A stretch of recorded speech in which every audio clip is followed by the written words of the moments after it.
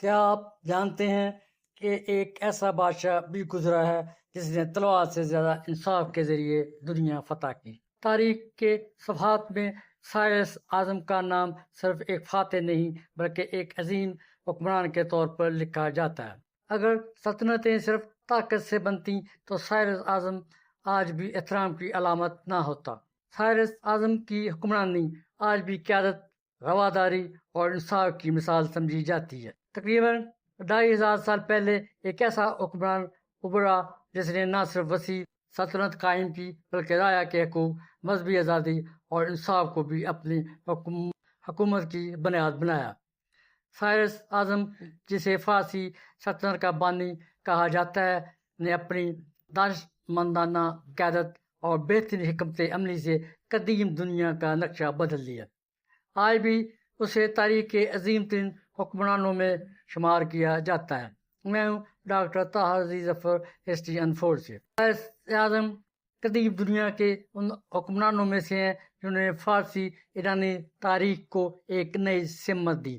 انہوں نے ہخامنشی سلطنت کا بانی مانا جاتا ہے۔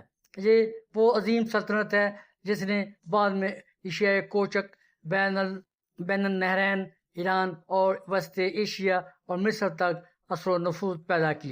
سائرس کا کردار صرف ایک فاتح سے کہیں بڑھ کر ہے۔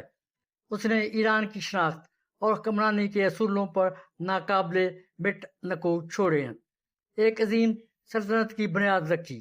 اس نے چھوٹی سی پرشیا، موجودہ ایران کی باشد کو ایک عالمی سپر پاور میں بدل دیا جس کی حدود ایران سے عراق، مصر تک پھیلی ہوئی تھی۔ یہ سلطنت اس کے بعد آنے والے حکمرانوں بشمول دارا اول کے لیے بھی ایک مضبوط بنیاد ثابت ہوئی۔ سائرس کی شہرت کی بنیادی وجہ میڈس اور لیڈیا پر فتح حاصل کرنا، بابل، بیبیلون کی نسبت کم خونریزی کے ساتھ تسخیر کرنا، مفتوح اقوام کے ساتھ عمومی طور پر عملی رواداری کا ثبوت دینا۔ سائرس سلنڈر کے ذریعے ایک خاص حکومتی اخلاقی بیانیہ بنایا۔ سائرس کا تعلق ہخامنشی خاندان سے تھا۔ ہخامنش کو روایتی طور پر اس خاندان کا جد امجد بتایا جاتا ہے، لیکن ابتدائی نسلوں کی تفصیل مکمل طور پر واضح نہیں۔ اس کے والد کمبوجی اول روایتی طور پر انشان پارس کے حکمران تھے۔ والدہ مندانا بعض یونانی روایت کے مطابق میدی بادشاہ آسی ایگس کی بیٹی تھی۔ مندانا اور آسی ایگس کے تعلق والی بات زیادہ تر یونانی مورخین کی روایت میں ملتی ہے۔ جدید تاریخ نویسی میں اسے ممکن روایتی سمجھا جاتا ہے، قطعی طور پر نہیں۔ سائرس اعظم کی پیدائش قدیم فارس کے علاقے انشان میں ہوئی۔ ان کی پیدائش کے بارے میں کئی روایات مشہور ہیں، جن میں بعض تاریخی اور بعض افسانوی نوعیت کی ہیں۔ سائرس نے نوجوانی میں اپنے والد کے بعد اقتدار سنبھالا۔ اس وقت مادی سلطنت خطے کی سب سے طاقتور ریاست تھی۔ سائرس نے اپنی غیر معمولی عسکری صلاحیت اور سیاسی حکمت عملی کے ذریعے مادی بادشاہ استیاگس کو شکست دی اور 550 قبل از مسیح میں مادی سلطنت کو اپنی سلطنت میں شامل کیا۔ سائرس کے معروف بیٹے کمبوجیا دوم، جس نے بعد میں مصر فتح کیا، بلدیہ سمیڈس، جس کے بارے میں بعد کے سیاسی تنازعات اور جعلی بلدیہ والی کہانی ملتی ہے۔ دیگر ادارہ کے بارے میں بعض روایات ہیں، مگر تاریخی طور پر یہی دو نام زیادہ نمایاں ہیں۔ سائرس اعظم تقریباً 530 قبل مسیح میں ایک فوجی مہم کے دوران مارے گئے۔ ان کی تدفین پاسار گادے میں ہوئی، جہاں ان کا مقبرہ آج بھی موجود ہے اور قدیم فارسی کی ایک اہم یادگار سمجھا جاتا ہے۔ سائرس کی وفات کے بعد سلطنت میں کچھ عرصہ سیاسی کشمکش رہی، پھر دارا اول نے اقتدار مضبوط کیا اور سلطنت کو ادارہ جاتی شکل دی۔ سائرس کی تعلیم کے بارے میں باہرات کو یقینی معلومات کم ہے۔ اس زمانے میں شاہی خاندانوں کی تربیت عموماً گھوڑ سواری، تیر اندازی، شکار، قیادت، نظم و ضبط، عدالت و انتظام، درباری آداب، سفارت و حکمت عملی پر مشتمل ہوتی تھی۔ یونانی مورخ زینوفون نے اپنی کتاب سیروپیڈیا میں سائرس کی تربیت اور کردار سازی کو بہت تفصیل سے بیان کیا ہے، مگر جدید مورخین اسے اخلاقی سیاسی مثالیہ کا مرکب سمجھتے ہیں، یعنی ہر زو کو حرف آخر نہیں مانا جاتا۔ سیرت بطور حکمران و فاتح کیریئر کی اگر بات کریں، یہ حصہ سیرت کی زندگی کا اصل پروفیشن ہے: حکمرانی، ریاست سازی، فوجی قیادت اور سفارت کاری۔ میڈیا کے خلاف ابھار: سیرس نے ابتدا میں پارس انسان کے ایک علاقائی حکمران کے طور پر طاقت سمیٹی، پھر میدی اقتدار کے خلاف کامیاب ہوا۔ اس تبدیلی نے خطے کی طاقت کا مرکز میدیا سے ہخامنشیوں کی طرف منتقل کیا۔ لیدیا کی فتح: مغربی اناطولیہ کے بادشاہ کلوسس کے ساتھ جنگیں ہوئیں اور سیرس نے اسے لیدیا کو فتح کر لیا۔ اس سے ایشیا کوچک کی دولت تجارتی راستے ملے۔ یونانی شہر ریاستوں کے ساتھ نئے تعلقات اور تنوع پیدا ہوئے اور بعد میں ہخامنشی دائرہ اثر میں آئے۔ بابل کی تسخیر 539 قبل مسیح میں ہوئی۔ سیرس کے سب سے مشہور مہم بابل کی فتح ہے۔ روایت کے مطابق شہر نسبتاً کم مزاحمت کے ساتھ اس کے قبضے میں آیا۔ یہاں سے اس نے خود کو قانونی حکمران کے طور پر پیش کرنے کے لیے مقامی مذہبی و انتظامی ڈھانچوں سے عملی مفاہمت کی۔ اس کے کارناموں کا ذکر کریں تو ریاست سازی اور حکمرانی کے اصول بنائے، کثیر القومی سلطنت کا ماڈل پیش کیا۔ سائرس نے ایک ایسی سلطنت کی بنیاد رکھی جو مختلف قوموں، زبانوں، مذاہب کو اداروں اور نظم حکومت کے ذریعے جوڑتی تھی۔ یہ ماڈل بعد میں دار اول کے دور میں مزید منظم ہوا، مگر بنیاد سائرس دور میں پڑی۔ مقامی مذہبی سماجی رواداری میں اضافہ کیا۔ سائرس کی شہرت یہ ہے کہ وہ مقامی رسوم اور بعض گاہوں کے معاملے میں نسبتاً نرم تھا۔ یہ نرم مزاجی ہمیشہ خالص اخلاقی نہیں بلکہ سیاسی حکمت بھی ہو سکتی ہے۔ کم بغاوت، زیادہ استحکام۔ یہودیوں کی واپسی کی روایات: بابل کی فتح کے بعد یہ روایت ملتی ہے کہ سائرس نے بعض گروہوں، خاص طور پر یہودیوں کو اپنی مذہبی مراکز کی طرف لوٹنے اور تعمیر نو کی اجازت دی۔ یہ بات بابلی مصادر میں نمایاں ہے۔ تاریخی و سیاسی تناظر میں اسے ہخامنشی انتظامی حکمت عملی کے طور پر بھی دیکھا جاتا ہے۔ سائرس سلنڈر حکومتی بیانیہ کا ذکر کریں۔ سائرس سلنڈر ایک قدیم میکی تحریر ہے جس میں سائرس خود کو منظم منصف حکمران کے طور پر پیش کرتا ہے۔ جدید دور میں اسے بعض اوقات انسانی حقوق کی اولین دستاویز کہہ دیا جاتا ہے، مگر مؤرخین کی بڑی تعداد کے نزدیک یہ قدیم شاہی اعلان پروپیگنڈا کی روایت کا حصہ ہے، یعنی اسے آر کے حقوق کے انسانی کے تصور پر مکمل طور پر منطبق کرنا مشکل ہے اور محتاط طرز عمل اپنانے کی ضرورت ہے۔ سائرس کی کامیابیاں محض طاقت سے نہیں بلکہ اتحادی بنانے، مقامی اشرافیہ کو ساتھ ملانے، سیاسی دباؤ بڑھانے اور جنگ کے بعد انتظامی بندوبست سے جڑی دکھائی دیتی ہیں۔ قدیم کتب، مواخذ اور سائرس پر موازنہ کرنے والی بکس، ان میں قدیم پرائمری سورسز، سائرس پر لکھی گئی کتابیں: ہیروڈوٹس، زینوفون، کیروپیڈیا، زیادہ اخلاقی مثالی بیانیہ، سٹی سیاست، روایت متنازع اور اکثر کم معتبر سمجھی جاتی ہیں۔ بابیلون کرونیکلز، تحریری اور کچھ سے معلومات ملتی ہیں۔ سائرس سلنڈر بابل کی روایت حکمرانی میں شاہی اعلان ہے۔ کچھ معلومات کا ذریعہ ہیں۔ سائرس کس مذہب سے تھا؟ یہ سوال آسان نہیں کیونکہ سائرس کے مذہبی عقائد پر براہ راست قطعی متن کم ہے۔ عمومی طور پر 3 زاویے ملتے ہیں۔ قدیم ایرانی مذہبی روایات: سائرس ایرانی پارس پس منظر کا حکمران تھا، اس لیے امکان ہے کہ اس کا تعلق قدیم ایرانی مذہبی تفسرات سے ہو جو بعد میں زرتشتیت کے ساتھ جڑتا ہو۔ زرتشتی ہونا: کچھ روایات و مفروضات سائرس کو زرتشتی رنگ میں دیکھتی ہیں، لیکن بہت سے محققین محتاط ہیں کیونکہ سائرس کے دور میں زرتشتیت کی ریاستی صورت اور بعد کے زمانوں کی صورت میں فرق ہو سکتا ہے۔ سیاسی مذہبی حکمت عملی: بابل میں اس نے مقامی خداؤں کے احترام، مرمت، ہواداری جیسا بیانیہ اپنایا جو اس دور کی سلطنتی پالیسی کے مطابق تھا، یعنی حکمران اکثر مقامی مذہبی زبان استعمال کرتے تھے تاکہ اقتدار مستحکم ہو۔ سائرس کو یقینی طور پر کسی ایک واضح مذہبی لیبل میں بند کرنا مشکل ہے، البتہ اس کی حکمرانی میں مذہبی مفاہمت نمایاں دیکھی جاتی ہے۔ ایرانی تاریخ پر اثرات: قومی و تہذیبی شناخت: سیرس ایران میں مثالی بانی کے طور پر یاد کیا جاتا ہے.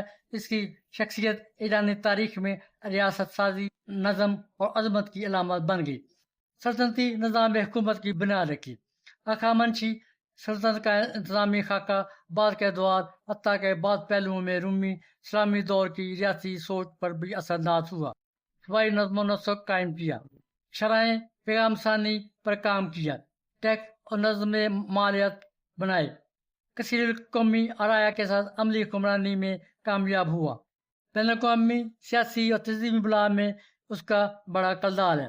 سیرس کے بعد ایران یونانی دنیا کے ساتھ مسلسل تعامل تصادم میں آیا، جس نے آنے والے صدیوں میں جنگوں، شفاکاری، ثقافتی تبدیلیوں کو جنم دیا. آخرکار اسکندر اعظم تک تحریک ایک بڑے موڑ تک پہنچی. عادل حکمران کا تصور ایران اور بعض دیگر روایت میں سیرس کو ایک ایسے حکمران کے طور پر پیش کیا گیا جو عدل، نظم، رواداری کی صفات ہیں. یہ تصور بعد کے ادب و سیاسی فکر میں بھی زندہ رہا، چاہے تاریخ حقیقت ہر جگہ مثالی نہ ہو. رواداری اور انسانی حقوق کا نمونہ تھا. سیرس کا سب سے بڑا ورثہ اس کی رواداری کی پالیسی ہے. سیرس سلنڈر باب الفتح کے بعد جاری ہونے والے اس قدیم مٹی کے سلنڈر میں، جسے اقوام متحدہ نے انسانی حقوق کا پہلا منشور قرار دیا ہے، سیرس نے مقبوضہ قوموں کے مذہبی اور ثقافتی حقوق کا احترام کرنے کا عہد کیا، حکمرانی کا نیا اسلوب دیا.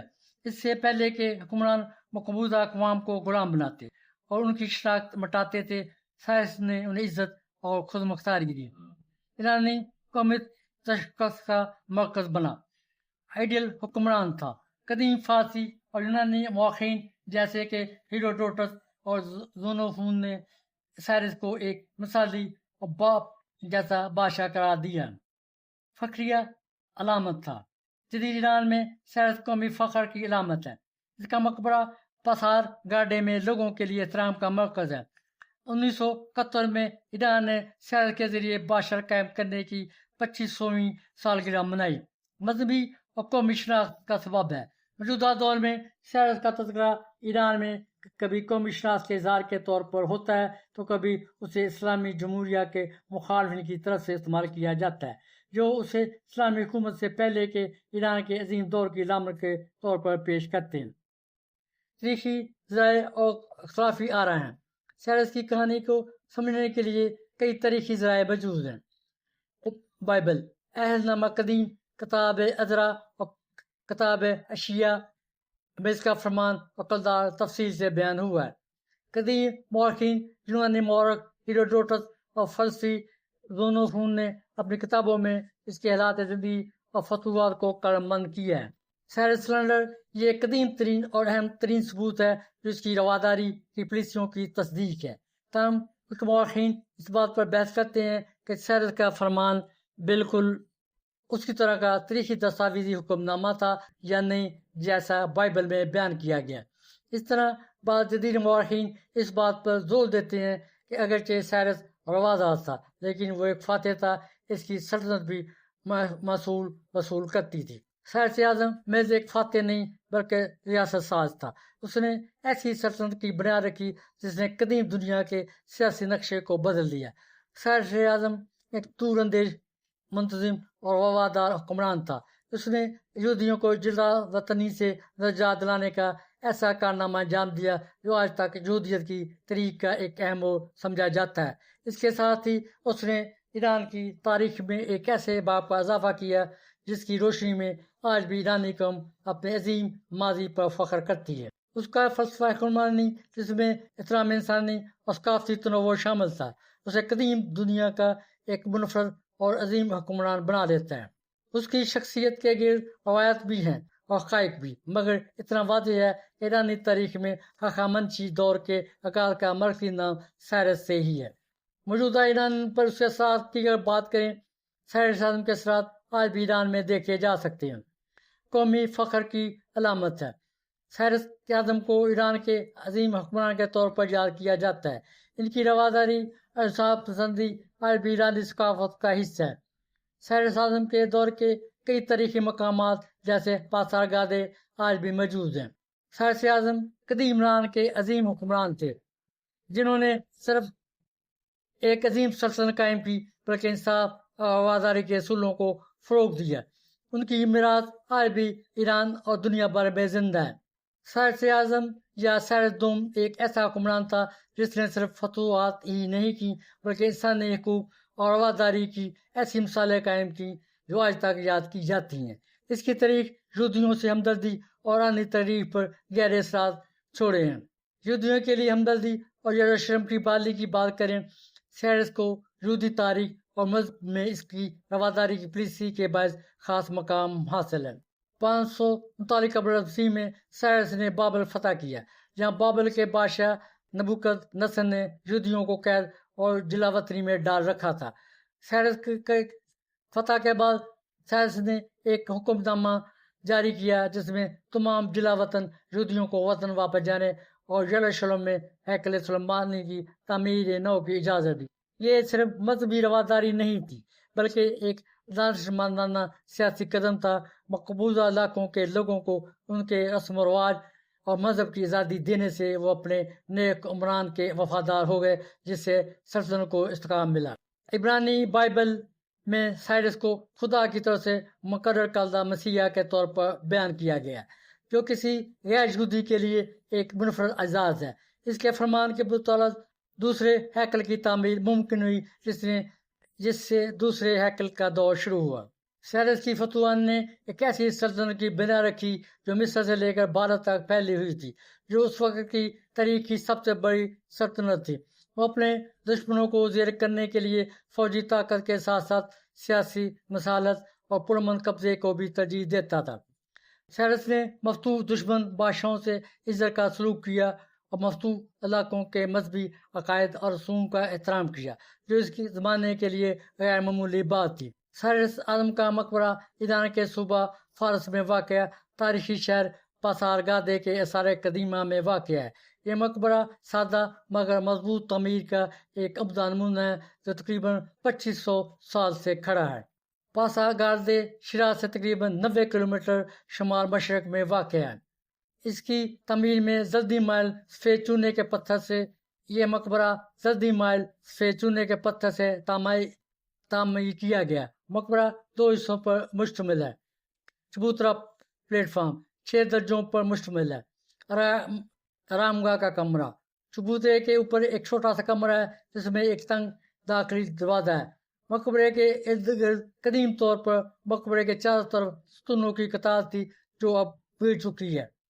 انسانی حقوق کے منشور سے سائرس اعظم کے سائرس لنڈر کو اکثر انسانی حقوق کا پہلا منشور کہا جاتا ہے، جس میں اس کی وہ پالیسی درج ہے جس کے تحت اس نے مفتوح اقوام کو ان کے مذہب اور رسم و رواج کو آزادی دی۔ یہ پالیسی اس کے یہودیوں کو یروشلم واپس جانے اور ہیکل تعمیر کرنے کے فرمان کی بنیاد بھی ہے۔ اس لنڈر آج لندن کے برٹش میوزیم میں رکھا ہوا ہے۔ سائرس کا مقبرہ اقوام متحدہ کے ذیلی ادارے یونیسکو کے عالمی ثقافتی ورثے کی فہرست میں شامل ہے۔ قدیم یونانی مورخین جیسے آرین اور پلوٹارک نے اس مقبرے کا تذکرہ کیا ہے۔ پلوٹارک کے مطابق مقبرے پر ایک یہ عبارت کنندہ تھی جس کا مفہوم تھا: اے انسان، تم جو بھی ہو اور جہاں سے بھی آئے ہو، میں سائرس ہوں، کمبوجیا کا بیٹا، جس نے فارس کی سلطنت قائم کی، اور مجھ پر رشک نہ کرو کیونکہ مجھے صرف یہ مٹی میسر ہے جو میرے جسم کو ڈھانپے ہوئے ہے۔ سائرس اعظم کی فوجی کامیابیاں صرف میدان جنگ تک محدود نہیں تھیں، بلکہ ان میں حکمت عملی، دانشمندی اور انسانی ہمدردی بھی شامل تھی۔ انہوں نے نہ صرف ایک عظیم سلطنت قائم کی بلکہ انسانی حقوق اور رواداری کی ایسی مثال قائم کی جو آج تک قابل تقلید ہے۔ ان کا مقبرہ نہ صرف ان کی آخری آرام گاہ ہے بلکہ ان کے عظیم ورثے کا ایک گواہ بھی ہے۔ عظیم حکمران وہ نہیں جو صرف زمینیں فتح کرے، بلکہ وہ ہے جو لوگوں کے دل بھی جیت لے۔